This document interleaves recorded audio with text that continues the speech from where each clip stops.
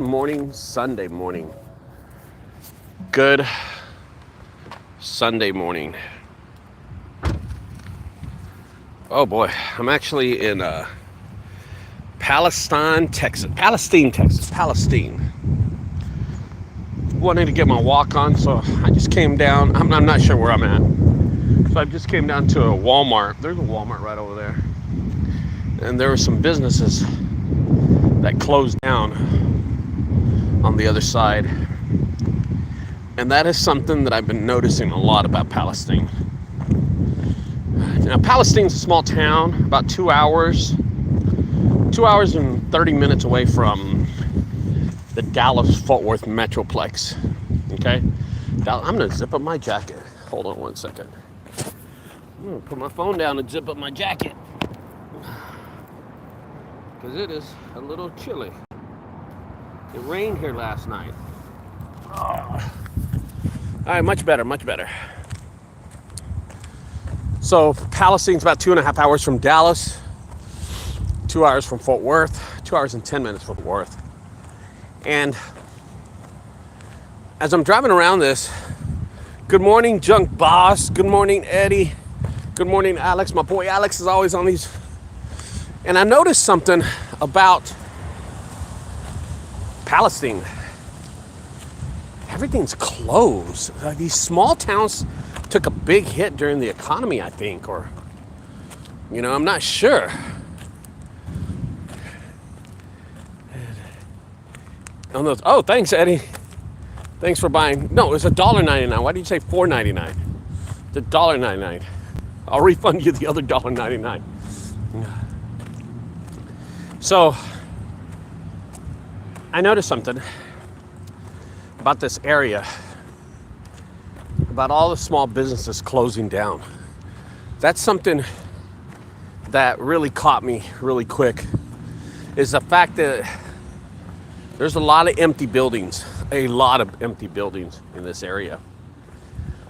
Kind of disappointing for a small town like this. And it kind of opens my eyes to people that tell me, hey, can I start a junk removal and my population is this much? So I looked up the population of Palestine, Texas. By the way, Palestine, Texas is where Adrian Peterson, the running back from the Minnesota Vikings, he came from here. He's a stud out here. Went to the University of Oklahoma and became a killer. So he is from this small town. And the reason, I think I got to tell you why we came here. We came here because there is a Polar Express train. A train that runs out of Palestine called the Texas Railroad. It is a holiday Polar Express train. And I'm going to tell you this, which was a total surprise to me. The best Christmas holiday train ever. It is incredible. It's not far from Houston, Alex. You bring your kids. It's expensive, but it's so great. Oh my gosh. And if you look at my Facebook page, you're going to see people dancing. You're going to see people having a great time. I mean, this place was awesome. Totally awesome. Santa came on board. The guy with the tickets that punches your tickets, he came on board. There was dancing inside. There was dancing outside. There was hot chocolate. There was sleigh bells. Reindeers came on board. It was crazy. One of the best experiences during the holidays I've had. It was well worth the 2.5 hour drive. It's raining. Problem is, it rained last night. Look, it rained. So, with that said, I want to tell you that driving down here, I gave a call to a junk removal service that I just Googled it, and there was only one. You could take a guess who it was, because all you got to do is Google it. There's only one. I called him up, and I said, hey man, I noticed that you're the only junk removal service in the town. He goes, yeah, I'm trying to actually get out of junk removal and just do dumpsters. And I was like, oh, what seems to be the problem? He goes, well, problem is people don't understand what we do. And a lot of people in these small towns have trucks and trailers. And then here's the killer. The dump is free for them. And they can dump whenever they want. I was like, oh, and I said, how about commercial dumpsters? He goes, no, that dump is 50 miles away. And I was like, holy cow.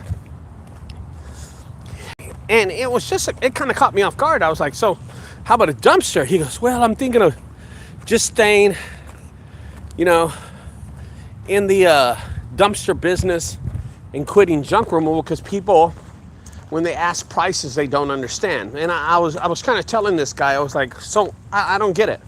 He goes, well, they send me out, I go out to do a garage clean, I give them a price, and they just don't understand why it's so expensive.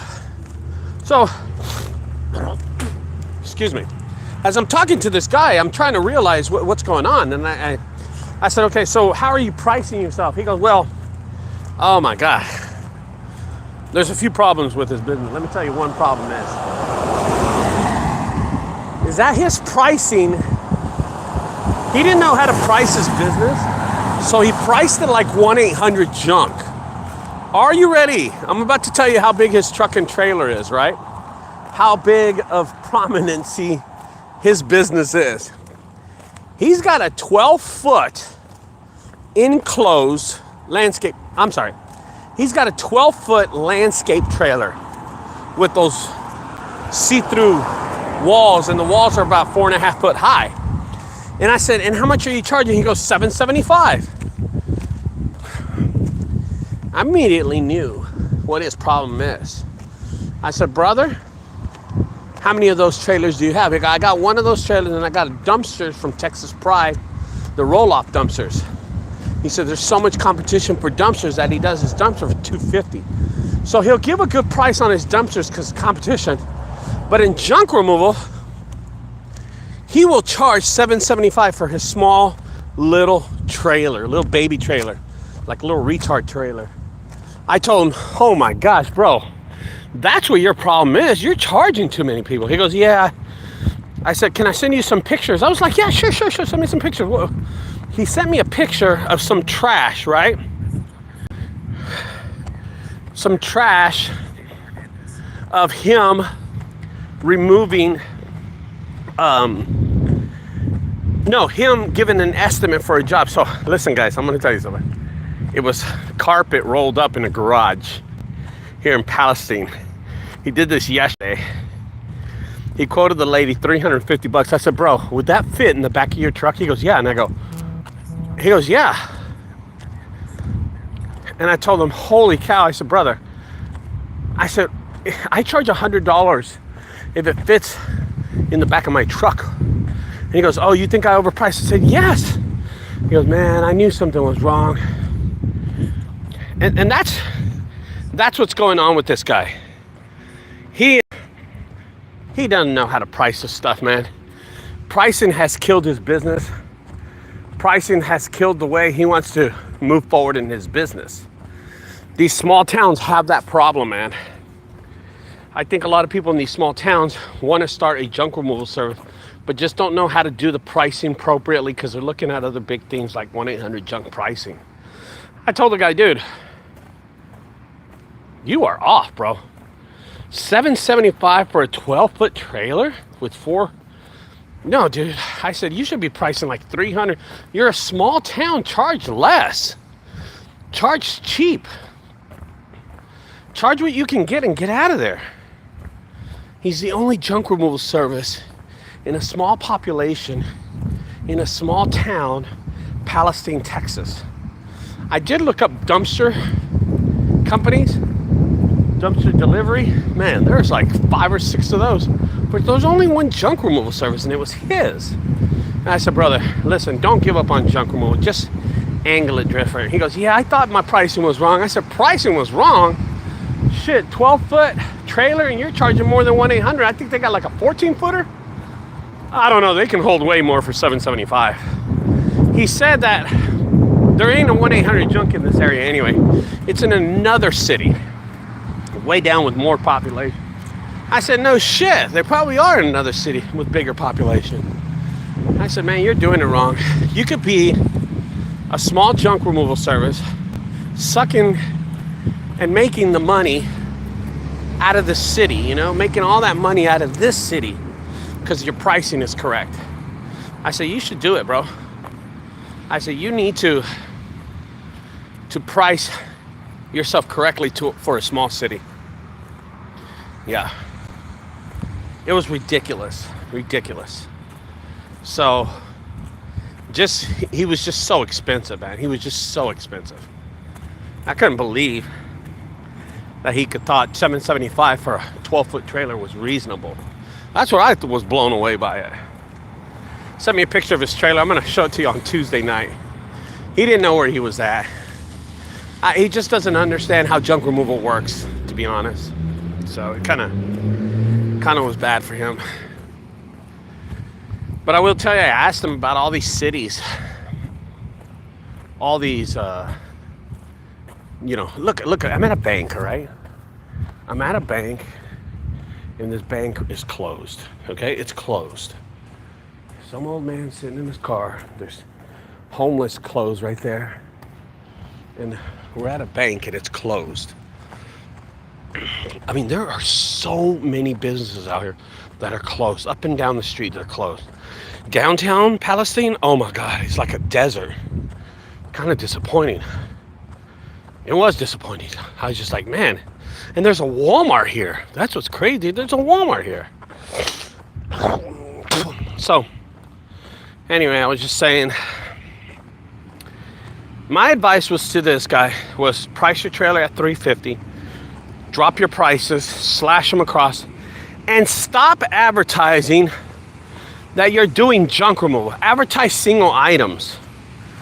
Single items. I said, dude, you know there's satellite dishes out here. You know there's hot tubs out here, bro. You know that there are so many other things that you can advertise other than silly just the word junk removal. Advertise that, dude. And he's like, yeah, you're right, Ricardo. You know, I've seen your videos before. I was so busy starting my business and I had a kid recently. I said, well, do it for your kid. You know what I mean? Dang. But stop pricing so high, brother. Stop pricing so high. Anyway, I thought that was amusing. I want to tell y'all about that. Whew. It rained last night. I got to get me some breakfast. So, side note, I want to say something. Went to the Polar Express last night. Tickets were $110 for each person. Easily the best holiday experience I have gotten in the last 4 years that I've known my wife. We were talking about this last night. This has to be the best experience we've had. Really cool. Kids loved it. Kids on the train were jumping up and down. It was really, really awesome. So happy for them. And it's in Palestine, Texas. Palestine, Texas. Yeah, that was crazy. Anyway, guys, I'll leave you with that. I'll talk to y'all later. I ended up doing 2 jobs yesterday. I gave them to my guy. He knocked them out. Yeah. Oh, I do. I'm going to make another video about this. I don't want to do it right now, but I'm going to make another video about this later on. About working with another junk removal service, how it helps grow this business. So let me look at this comment really fast. Okay. So let's see who this is. Eddie says, 7x16, 4-foot walls. How much should I charge to fill up? I'm in Atlanta, Georgia. Well, you could easily get $400 to $500 on that, brother. $400 to $500. See, the thing about it, David, let me tell you something, David, what you don't understand. Okay. Do you honestly think that I get $400 to $500 for my trailer when I go load or unload? Dude, are you kidding me? When I go take my trailer to the dump, I usually have about $1,800 worth of trash and junk in my trailer. Yeah. I never, ever just have $400 or $500. Now, I tell my customers that my trailer is $400 to $500. You want to fill it up. But rarely does someone fill up my trailer. Rarely. It is not something that ever happens, okay? So what you need to do is price cheaper than anybody else. And all you do is manipulate the pricing and how you load it, bro. That's all it's about. Jeffrey says, only people that will know the correct price for Atlanta are people who research the... Yeah, that's true. Jeff, you're absolutely right. Hey, he's absolutely right.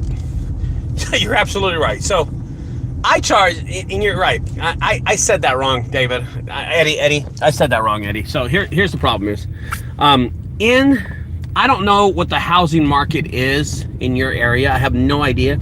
I don't know how much, electric, water. I don't know that in Atlanta. But I will tell you this, in Texas, for a 7-foot wide, 16-foot long trailer, 4-foot high walls, I would definitely charge $400 to $500. Definitely. That would be my rate right there. Only you, like Jeffrey says, only you, Eddie, will know how to price it. Now, what you want to do is probably find out what your competitor's pricing at. You know what I mean? Find out what they're pricing it at, and then go from there. Just find out. Call them up, see what they're going to price you at, see what they're going to, charge you, and then go, okay, I got a little idea of what everybody's going to charge, and then price yours at that. Okay, that's what I would do. That's a good thing. You probably know what your competition prices stuff at anyway. You probably heard. So do that. Anyway, guys, I'm gonna head back. I got me some coffee. I gotta put it in the microwave. I'm gonna head back.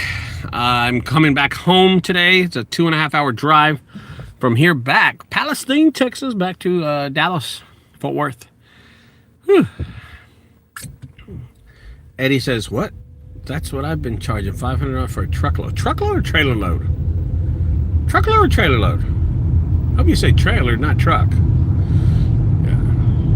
I hope you meant to say truck, trailer, not truck. My truckload's $100. The back of my truck. That's the back of my truck. All right, guys. You want to hear? 68 miles to go in the small city. So we have to drive to another city so we can charge the car and then go.